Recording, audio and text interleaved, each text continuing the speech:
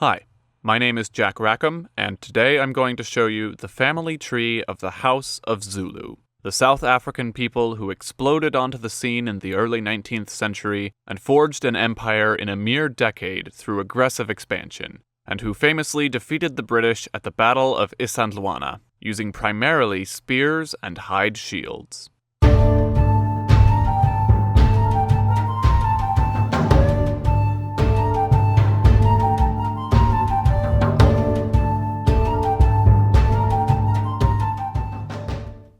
The most famous king of the Zulu is Shaka, as it was with Shaka that the Zulu Empire really got its start.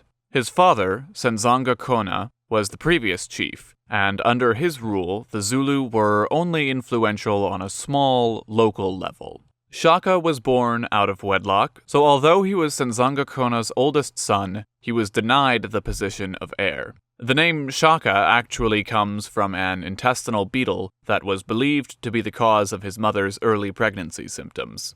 However, Shaka faced hardship as an illegitimate son, so he was ultimately taken by his uncle to live with his mother alongside her tribe, the Dingane. But it's possible that too proved dangerous, which could explain his move to the Mtetwa, a tribe that had recently come to dominate the region. It was there that Shaka became experienced in warfare and developed the tactics that would win him his empire and later deal an unexpected blow to the British. Warfare in the area had previously been light on casualties. In fact, wars were most often a single scheduled battle fought over some relatively minor offense where both sides had the option to retreat. A little similar to how warfare worked in Bronze Age Greece, for any classicists in the audience. But Shaka's approach was swift, deadly, and ruthless, usually fought with the goal of the complete annihilation of the enemy. He assassinated his brother and took control of the Zulu, and when the chief of Mtetwa was killed soon after, Shaka took his place as well. He continued to expand his empire to an unprecedented size, but about 10 years later, after the death of his mother, he allegedly went mad with grief, ordering that most agriculture be shut down in mourning, and he was soon assassinated by his brothers. After that, Dingane, who was one of the brothers that killed Shaka, became the next king. He built and expanded a new capital, including a large royal complex for himself and his concubines, but faced a growing amount of dissent and rebellion from tribes that had recently been conquered or otherwise assimilated. What proved most disastrous was his relationship with Dutch settlers that had begun to move into the region after the British took over South Africa. Dingane met with a group of them at the new capital and signed a treaty granting them land in exchange for recovering stolen cattle. However, for reasons that aren't entirely clear, perhaps he simply distrusted the settlers, a mere 2 days later, he ordered his men to attack his Dutch guests. He followed up with an attack on a larger group of Dutch settlers, but this time they all had their weapons and retaliated, resulting in a slaughter of Zulu soldiers. Dingane's half-brother Mpande took advantage of the situation and allied himself with the Dutch in order to overthrow Dingane, and so he became king in 1840. However, that alliance was made difficult due to the British. Mpande signed a treaty with the British marking the border between British and Zulu territory, but any concessions he made to the South African Dutch, who by that point were known as the Boers, were interpreted by the British as a violation of that treaty. Likewise, when he successfully invaded Eswatini under the reign of Mswati II, who you can learn about in another video recently published on this channel, the British demanded he withdraw, and so withdraw he did.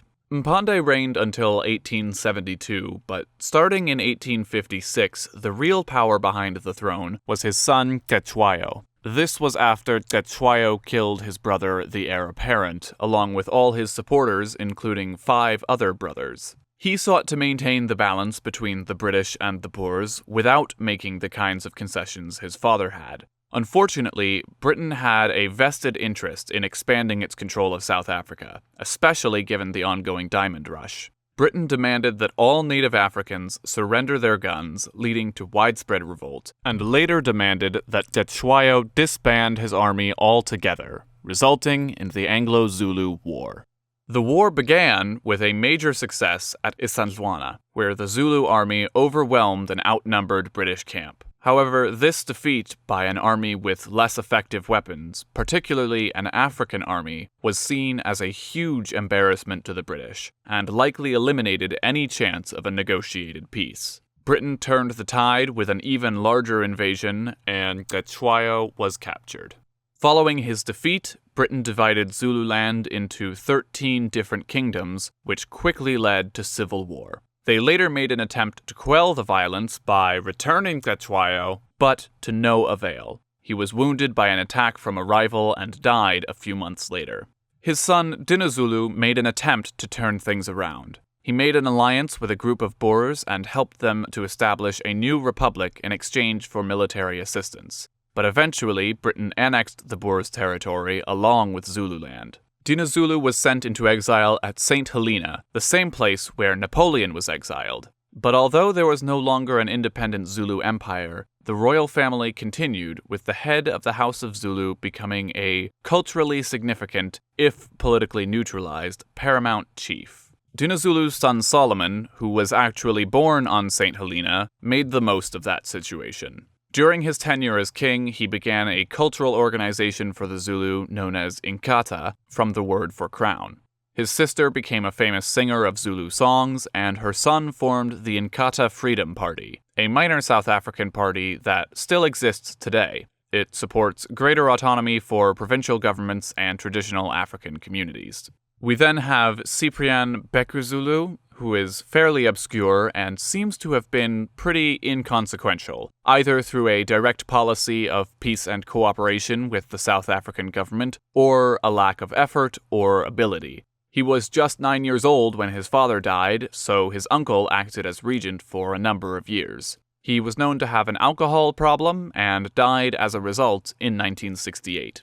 Finally, there's the current Zulu king, Goodwill Zwelithini. Following his father's death, he actually spent his first 3 years as king on St. Helena. Apparently he did so fearing assassination, though information on who exactly he feared coming after him and why he chose to return when he did is difficult to come by. His comments on same-sex couples and foreigners living in South Africa have caused controversy, and like the Swazi king Mswati III, his lavish lifestyle is a point of contention, though in this case his budget is determined by the South African government. Speaking of Mswati III, Zwelithini's senior wife is Mswati's half-sister, Mantfombi Dlamini. So although that's all we have on the Zulu kings, if you want to know more about the kings and queens of Eswatini and how Nelson Mandela ties in, you can click the link on the screen or in the description. Thanks for watching.